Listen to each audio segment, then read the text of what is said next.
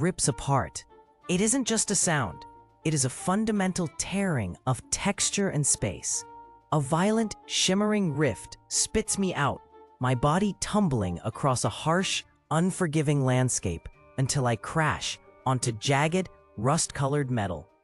My travel pack bursts open, a chaotic shower of implements scattering across the alien surface. My heirloom whisk bounces once, then slides into a deep crevice, while my favorite carving knife spins into the shadows behind a dune of corroded plates. The portal behind me shivers, shrinking and spitting final, erratic sparks before winking out, leaving behind only a faint, lingering hum in the air. Grit and something sharp, electrical, coat my tongue, a bitter, metallic echo of the spatial jump. Panic threatens to bubble up, but my chef's instincts cut through the dread. I force myself to stand, scanning the wasteland for my inventory. My thermometer, my mini griddle, my vital spice files. Most are gone, vanished into this rusted purgatory. This journey just became significantly more dangerous. I am stranded in an unknown territory where every surface feels like a potential hazard. To survive, I must adapt, improvise, and uncover the culinary secrets hidden within this chaotic landscape, or I will never find my way back home. Ozone and the lingering scent of torn space saturate the air. Jagged, dark rock formations claw at a pale, unfamiliar sky, and my breath hitches as I scan the desolate, alien panorama. In the distance, almost invisible, a faint shimmer pulses rhythmically from a cluster of ancient, twisted metal structures. It is not a light, but a visual tremor. The air itself ripples like a mirage. The distortions are subtle, bending light in erratic, non-uniform ways that make my eyes ache. It feels less like nature and more like an unseen artificial force stirring the very atmosphere. These structures are clearly not natural. They look like the skeletal, rusted remains of something vast and ancient, weathered into abstract art. As I watch, a tiny pebble dislodged from a nearby cliff drifts toward the distortion field. It hangs suspended for a split second, then spirals gently downward, veering sharply off course. This place is not merely strange, it actively manipulates reality. Confusion clouds my mind, but one realization stabilizes my focus. This is a complex, active system, and I am merely an unwanted intruder in a world that operates on rules I have yet to understand. Crystalline dust crunches beneath my boots, the air thick with an oppressive, static hum. The shimmering distortion intensifies here, pulling at the light. A grotesque sentinel waits ahead. A crude totem lashed together from sun-bleached animal bones, sharp, petrified wood, and woven fibers that pulse with a sickening bioluminescence. Jagged teeth point outward, and empty, carved eye sockets stare accusingly at the vortex ahead. The guttural,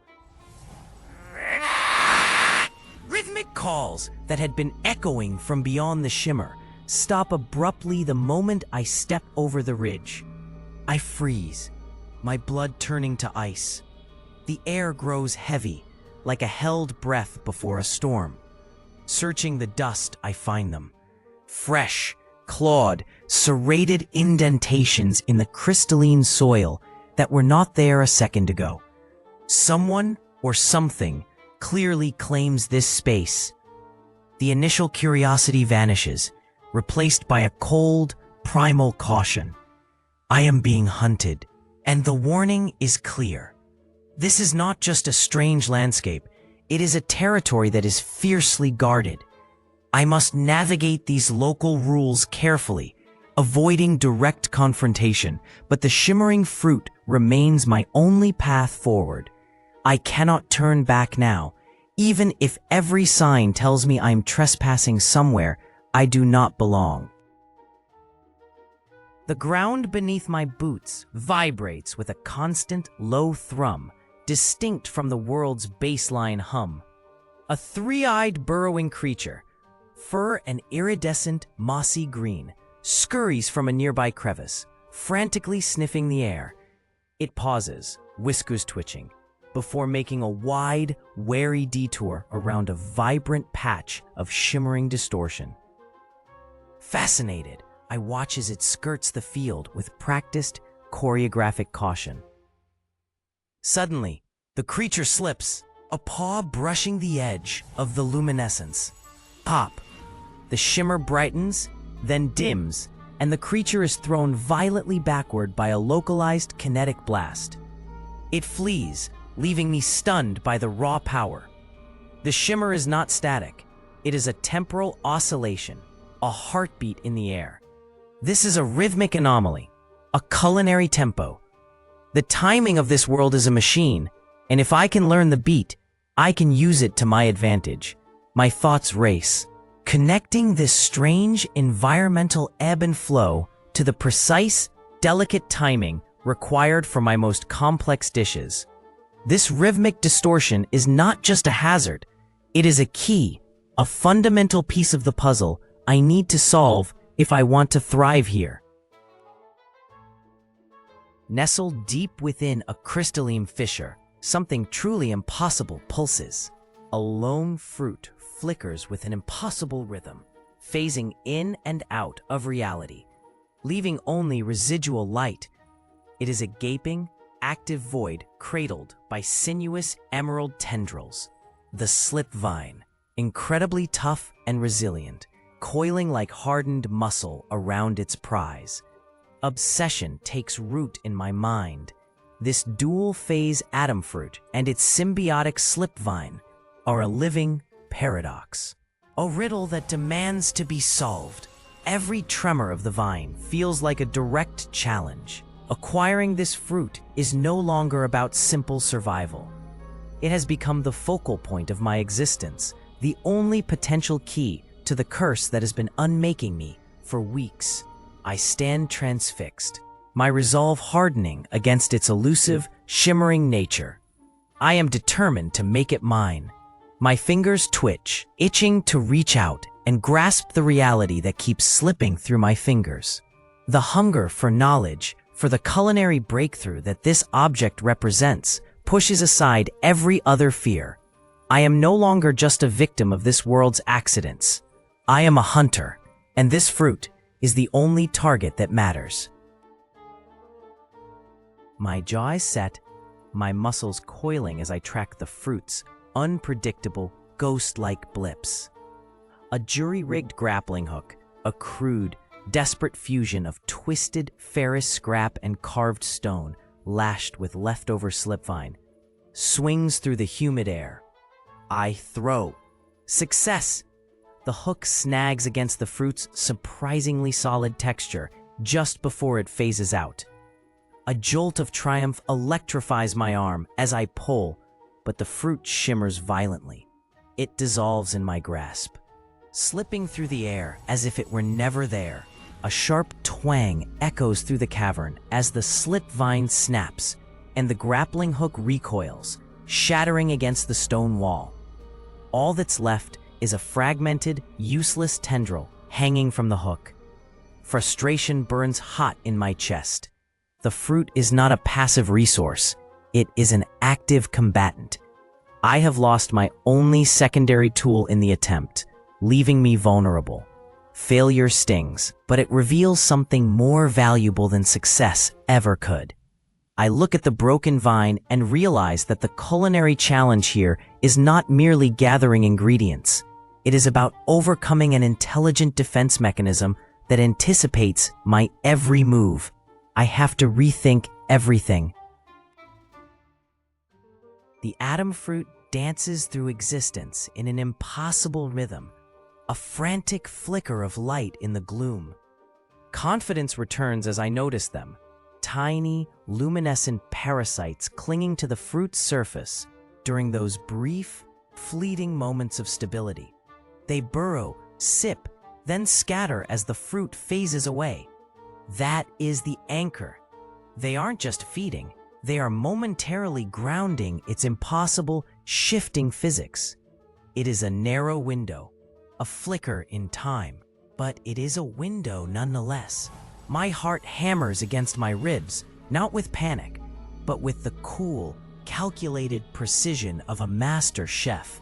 Every fiber of my being focuses on their cycle, memorizing the interval between solidity and blur. I breathe, a slow, deliberate intake, then hold it. The air hums with anticipation, heavy with the faint, high-pitched buzz of 100 feeding insects. I wait for the telltale glint of their tiny bodies, their collective grip, the brief anchor. This is the moment I seize my chance, a perfect, calculated strike. I have mapped their behavior, I understand their symbiotic role, and I will not miss again. The ballet of chaos has met its match. Static crackles in the air, tasting sharply like battery acid. The atomfruit blurs, a ghost in plain sight. Then a blinding, chaotic solar flare rips across the sky, painting the landscape in violent, searing crimson and gold. For a heartbeat, the fruit solidifies. Now, I lunge. The sharpened rebar flashes, a desperate, killing gleam. Snip!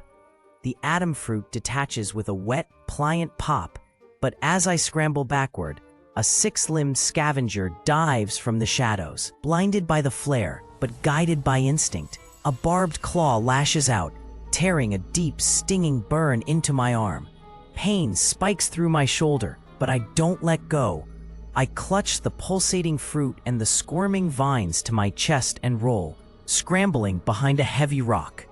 I have the ingredients, and they are pulsing with life. The cost was high, but the prize is mine, and the scavenger is left shrieking in the red light. I have succeeded where everything else in this world would have failed. This world demanded precision under pressure. For once, that was an advantage. The air feels strangely, intensely conductive as I assemble a crude, functional oven from scavenged debris. A thick heat sink forms the base.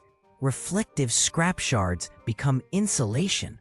A hollow metal shell traps the precious, concentrated warmth generated from friction-ignited local moss.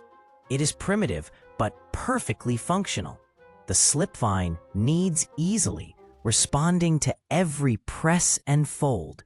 And as I incorporate the crushed, dual-phase atomfruit, a deep, pulsating energy begins to bleed through the dough. It's not just a reflection of my light. It's an internal, living glow. The tortillas hum, their edges sparking with rhythmic distortion as they begin to cook. I have transformed these raw, hostile elements into something ordered, something powerful.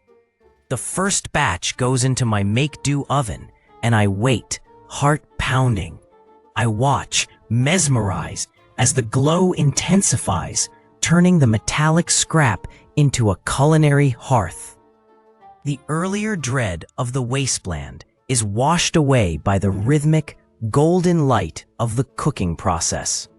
I have taken the chaos of this world and distilled it into a single, beautiful purpose.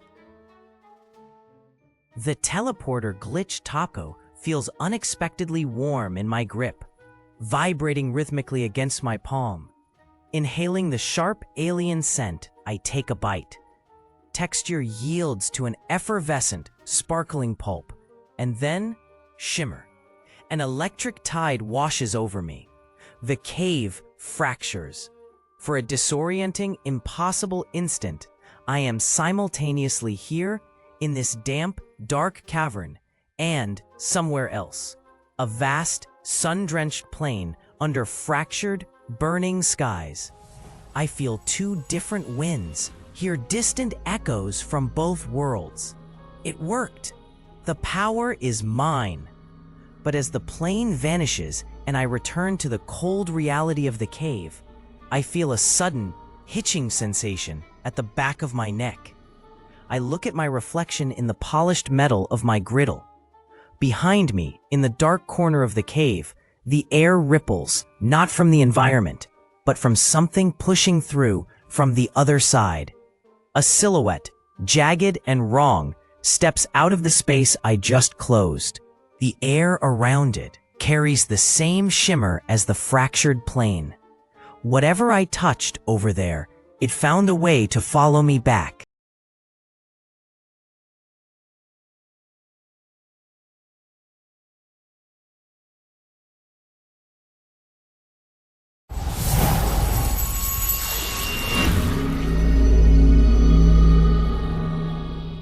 That's a wrap for this world. If you want to keep exploring the multiverse with me and see what ingredients we hunt next, hit that subscribe button and join the crew. The next portal opens soon. Don't get left behind. See ya!